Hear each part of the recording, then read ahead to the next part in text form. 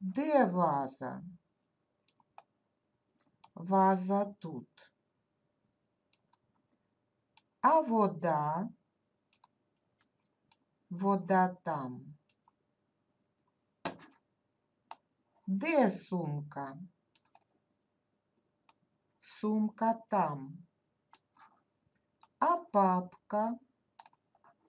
Папка тут. Тут кава?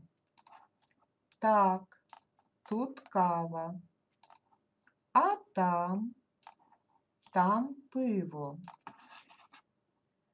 Тут тато, а там син. Тут сад, а там завод.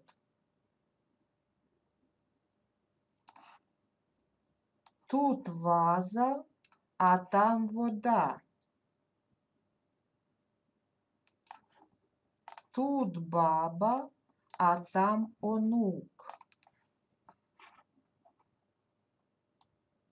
Тут сад, а там будинок. Тут мама, а там дитина.